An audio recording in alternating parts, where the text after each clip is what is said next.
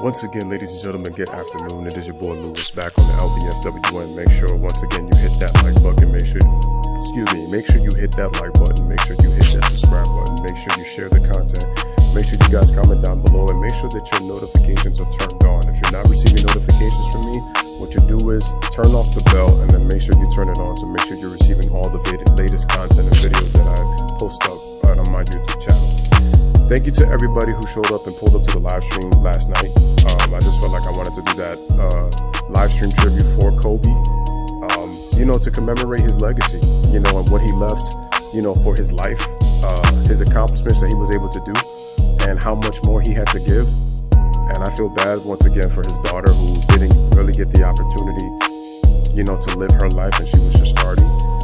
Once again, I feel bad for Vanessa. I feel bad for Natalia, Bianca, and Capri, because Bianca and Capri are the two youngest ones, and they're not really, understanding, but I really feel for them. So like I said, my condolences go out to them.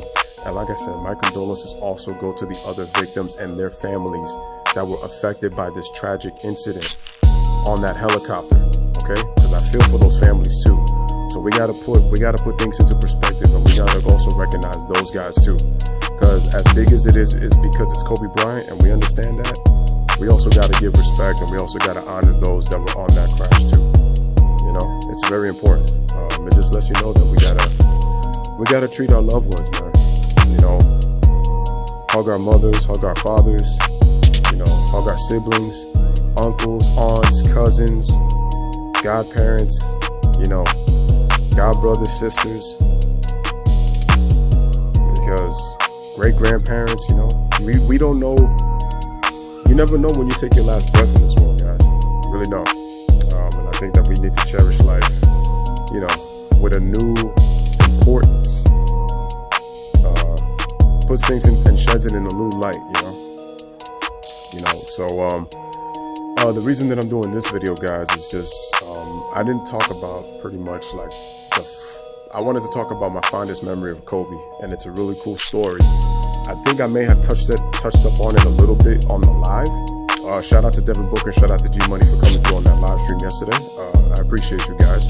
And once again, shout out to everybody who pulled up to the live stream last night and, were giving their comments and giving their condolences to, Vanessa and the kids, and for Kobe and Gigi, and once again for the other victims that were on that helicopter crash. We cannot forget about those, because there was 9 people involved. But what I want to say is this. I don't usually go to basketball games every day, like if I'm a season ticket holder. So I don't really get that opportunity. A lot of us, there are times where we have so much time, we don't have really that much time on our hands, that we don't get the opportunity, or it's a rare opportunity that you get to go see a sporting event, of your favorite team, of your favorite player, whether it's a team sport or individual sport. The coolest thing that I'll remember, and it's crazy how I had a flashback after I did the live, but I want to take you back to Kobe's last season, 2015. I followed this man's career for 20 seasons. The coolest memory that I've ever had of KB24/8 was Madison Square Garden. November 20th, 2015, on a Sunday afternoon. I think the game was at 3:30, I believe. 3:30. I went with one of my close friends. My brother ended up going to the game. And my other close friend ended up going to the game with his girlfriend. The coolest part about that, folks, was I got to see Kobe Bryant play. In 20 years, I asked myself, man, I may not ever get the opportunity to watch Kobe Bryant play. And on that day, November 20th, 2015, this was when I had the afro. Because what you see now is pretty much super short. But in 2015, 4 years ago, I had a fro. Some people were even literally calling me Froby at times, just because how big the fro was. It was probably a little less bigger than what Kobe had when he played, but it was still big enough, and it was still growing at the time. But man, it was so crazy, because it made me think about, like, man, I'm out here being like Kobe right here in the stands, man, with the Froby in his last season. I remember him coming in, and he had he had the buzz cut, he had the bald head. Kobe's had, and then he came with the afro just about, 97, he grew it over the summer. But man. So it just shows you, man, what an unbelievable player he was in the 20 years. Unbelievable career. I mean, let's just go down to some of the accomplishments. 12-time All-Defensive Teams, 15 All-NBAs, 4-time All-Star MVP, regular season MVP in 2008, 18-time All-Star, 5-time NBA champion, 2-time Finals MVP, and I could just go on and on and on with a lot of the scoring records that he was able to break. He was able to make his own and all that. But you will never take away his toughness, his determination, his skill, his will to win, his ability to play through pain with some of the most craziest injuries that I've heard, that I've seen. And the coolest part about that, guys, was the first and only time that I got to see Kobe play was on that time, on November 20th of 2015. The first and only time I got to see Kobe live. And it was at Madison Square Garden, because I'm a New Yorker and I'm a proud New Yorker. It's one of those things I will always remember forever. And it was his last season. This was Kobe's farewell tour. I got to see him go against Carmelo for one last time. Even if both teams sucked, even if Kobe was on his farewell tour and saying goodbye to the game because Kobe already gave as much as he could and his body just said no. His mind said yes, but his body said no. But I appreciate it. I appreciate that. And that's what Kobe means to me. And I think the lesson that we can all learn now, and the thing is, I hate the fact that it always takes death for people to realize how important somebody was when they were alive. I hate when that happens, but that's what life is. That's what life is. And so that's why I said that I'm not even going to be doing like all of these like rankings of great players at this point, because what the lesson that Kobe taught me in his death is, we need to just honor the people that play, because we don't know when they're going to disappear. Yeah, do we see a lot of foolery? Yes, we do. There's other things that players do not, they do things that we don't like, and you wish why they're doing these things. Yeah, you question those things. But at the end of the day, the bottom line is, what the body of work and the years of service they put into their craft, we gotta do nothing but respect. You may not like the player, and I've said this numerous times that people know me well enough for the year plus that I've been doing this channel. They know that I've said, as much as I can't stand foolery for some of these NBA players or what the game is, the one thing that I will never disrespect is what they've done for the league and what they've done as players. Because at the end of the day, everybody has their fan bases. What we need to do is that we need to learn to respect players. And this is why I'm no longer ranking players anymore. You can have your personal list if you want to. I'm not going to do that, because I just think that now we need to realize that the game,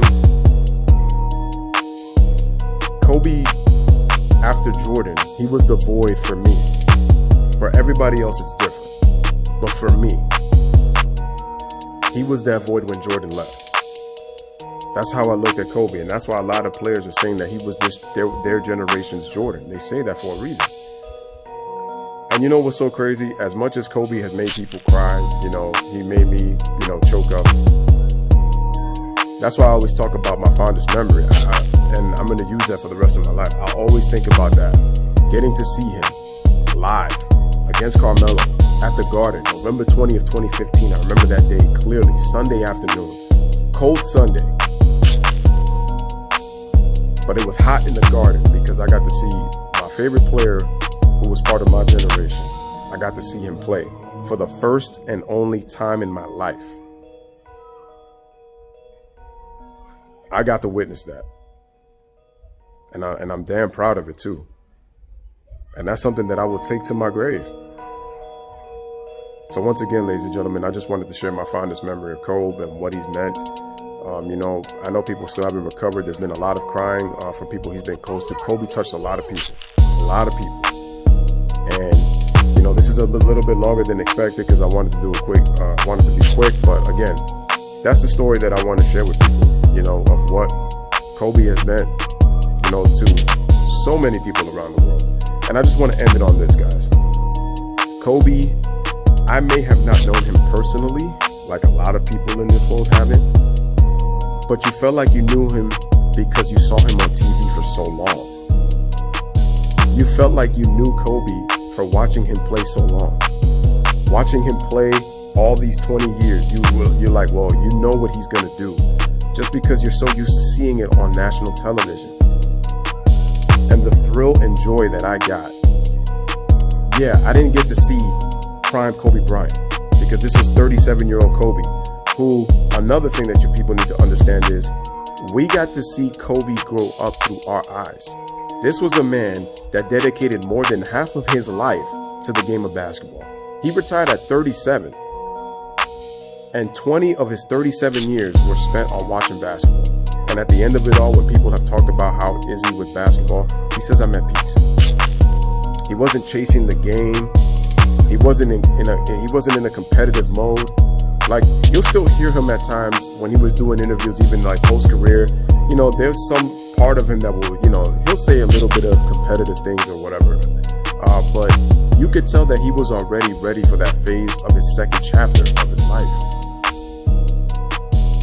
And it's like, well, Lewis, I mean, again, you already spent 1 hour talking about him. Like, what more could you talk about? I was like, well, to be honest with you, it's like there's a lot of things you could say.